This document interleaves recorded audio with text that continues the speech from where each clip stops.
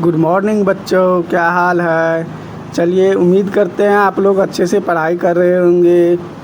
आज हम लोग बात करने वाले हैं क्लास 10th का 7 चैप्टर कंट्रोल एंड कोऑर्डिनेशन।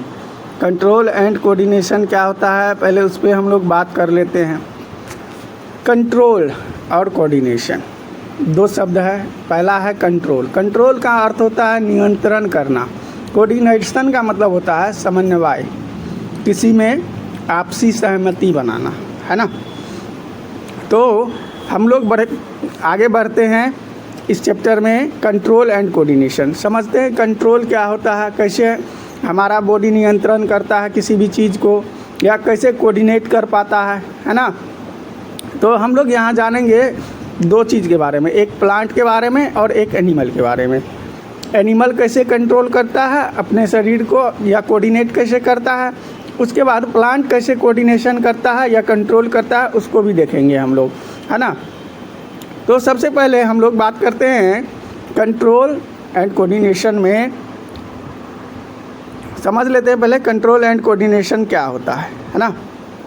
आप समझिए, हमारे इन्वायरमेंट में जितनी भी घटनाएं घट रही होती है ना, हमारे इन्वायरमेंट में जितनी भी घटनाएं घट रही होती है उन पे हम लोग रिस्पॉन्ड करते हैं, रिएक्ट करते हैं, है ना। ये सब किसके कारण करते हैं हम लोग, कंट्रोल एंड कोऑर्डिनेशन के कारण, है ना। उसके बाद अगर हम बात करें कि एक एग्जाम्पल से समझते हैं, इस चीज़ को समझते हैं। समझिए क्या हुआ, आपके शरीर पे एक मच्छर बैठ गया। क्या बैठ गया, मच्छर, है ना। अब देखिए, उस मच्छर, जैसे ही मच्छर बैठा, हमारे माइंड को पता चला कि शरीर के इस भाग में क्या बैठ गया है, मच्छर बैठ गया है ना। मच्छर बैठ गया है तो उस पर हमारा माइंड को मैसेज गया कि भाई इस पार्ट में मच्छर बैठा हुआ है। ये किसके कारण गया है, कोऑर्डिनेशन के कारण। कैसे, समझिए, हमारे पूरे शरीर में क्या होते हैं, न्यूरॉन्स के जाल होते हैं, जो कि क्या करते हैं, जहाँ भी कोई घटना हो रही होती है तो वो क्या करते हैं, उसको रिसीव करके हमारे ब्रेन में इम्पल्स के माध्यम से भेज देते हैं। और वह इम्पल्स क्या कर लेता है, हमारा ब्रेन पढ़ लेता है कि यहाँ ये हो रहा है। तो उसके बाद वो क्या करता है, उस पर रिएक्ट देता है, फीडबैक देता है ना। तो उसी फीडबैक को हम लोग क्या बोलते हैं, उसी फीडबैक को हम लोग क्या बोलेंगे, कंट्रोल। क्या बोलेंगे, कंट्रोल। समझते हैं। चलिए बुक के माध्यम से समझते हैं थोड़ा कि आपके बुक में क्या लिखा हुआ है, उसको समझते हैं। All living organism respond and react. क्या करता है, सभी लिविंग ऑर्गेनिज्म रिस्पॉन्ड और रिएक्ट करता है। अच्छा, लिविंग ऑर्गेनिज्म क्या होता है आपको पता है? हाँ, नहीं पता? मुझे लगता है बहुत सारे बच्चों को पता है। अच्छा, लिविंग ऑर्गेनिज्म किसको कहेंगे, पहले वो समझ लेते हैं। आप जो जीवित है उसको हम लोग क्या बोलेंगे, लिविंग ऑर्गेनिज्म, है ना। अब कैसे पता करेंगे भाई ये लिविंग ऑर्गेनिज्म है कि नहीं, तो इसमें कुछ प्रॉपर्टीज़ होती है लिविंग ऑर्गेनिज्म की, है ना। क्या प्रॉपर्टीज़ होती है, लिविंग ऑर्गेनिज्म में ग्रोथ होता है कि नहीं, एक्सक्रीशन वगैरह होता है, रेस्पिरेशन होता है ना। तो इससे पता चलता है कि लिविंग ऑर्गेनिज्म है।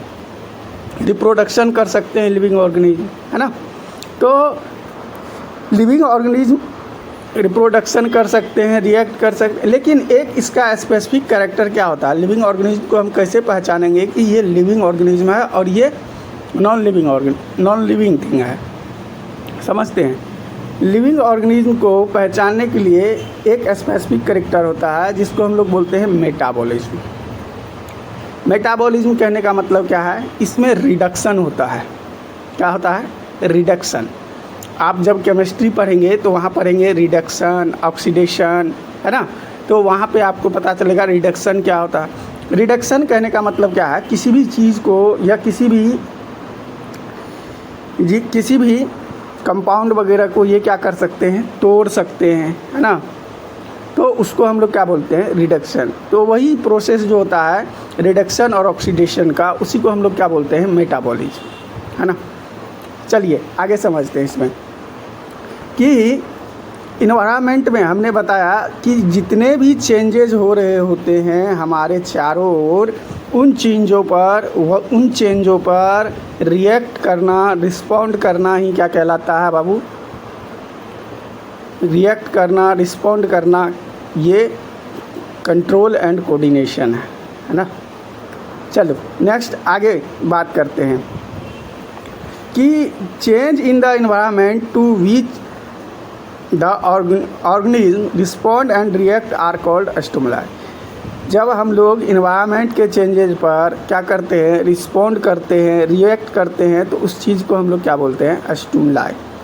क्या बोलते हैं, स्टिमुलाई। जैसे light, heat, sound, smell, touch, इन सब पे हम लोग जब रिएक्ट करते हैं तो वो क्या कहलाएगा, स्टिमुलाई, है ना।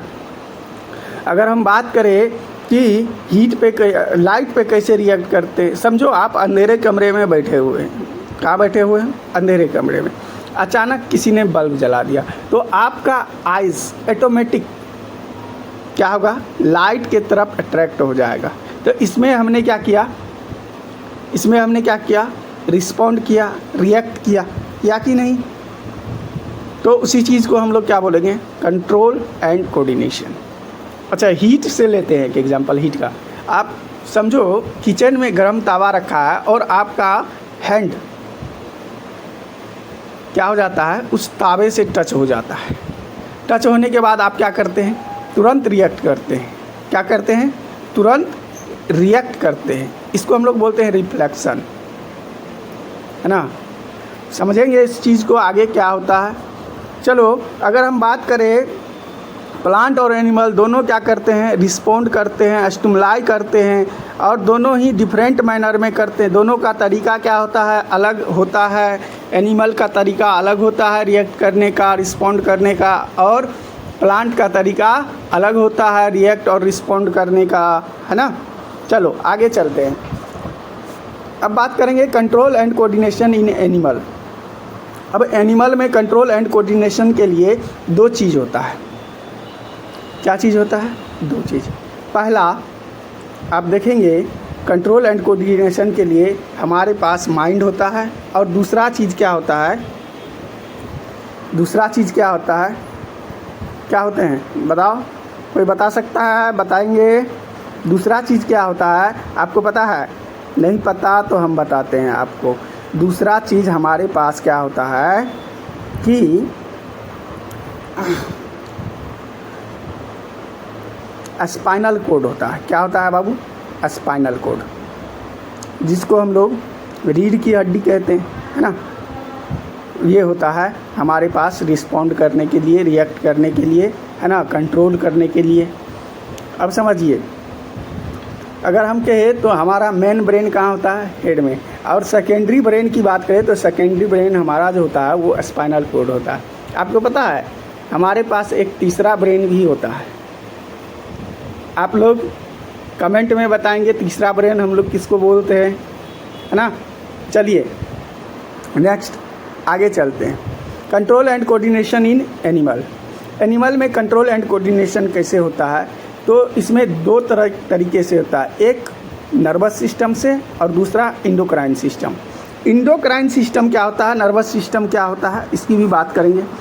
इंडोक्राइन सिस्टम की बात करते हैं तो इंडोक्राइन सिस्टम क्या होता है, कोई भी प्रोडक्ट जब डायरेक्ट ब्लड में क्या होता है, रिलीज करता है, तो उस सिस्टम को हम लोग क्या बोलते हैं, इंडोक्राइन सिस्टम।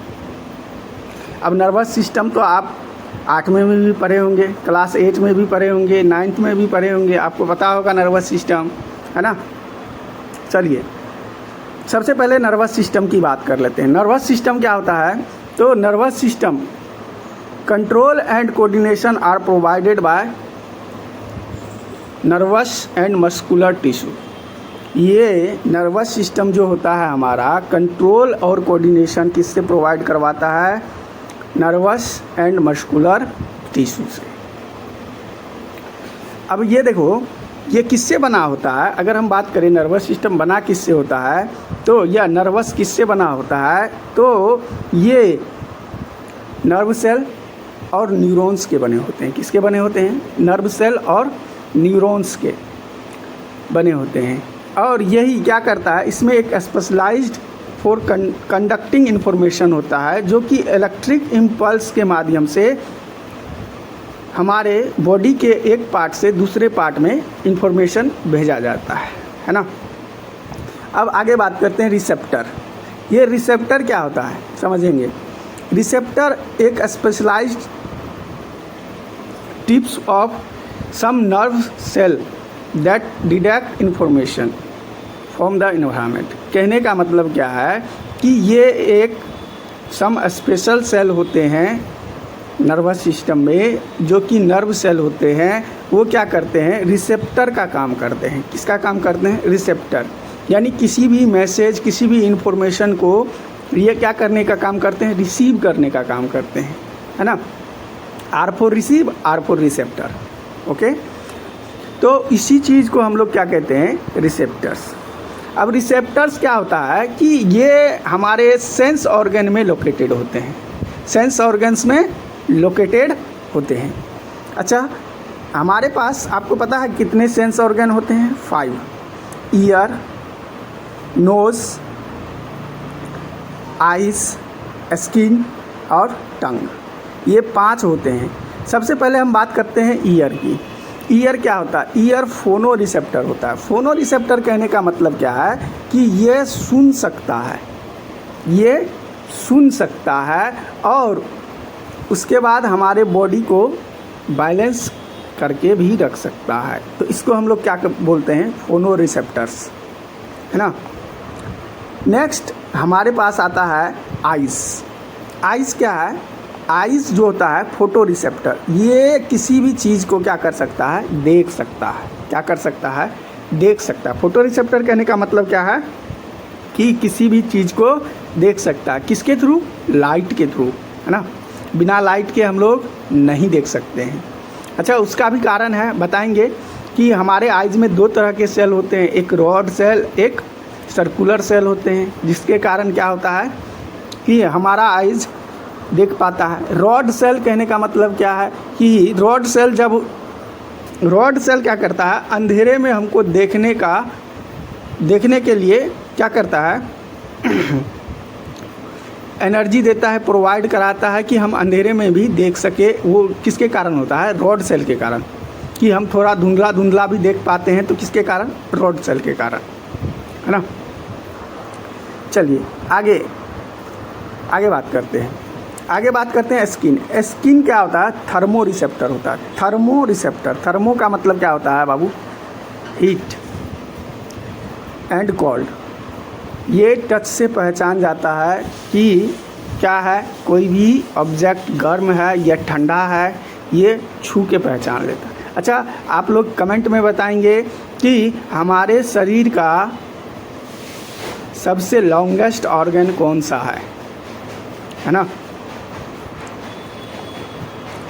आगे नोज जो होता है वो ऑल्फैक्टरी होता है, ऑल्फैक्टरी रिसेप्टर होता है। ऑल्फैक्टरी कहने का मतलब क्या है? ये किसी भी तरह के स्मेल, गंध को क्या कर सकता है? रिसीव कर सकता है ना।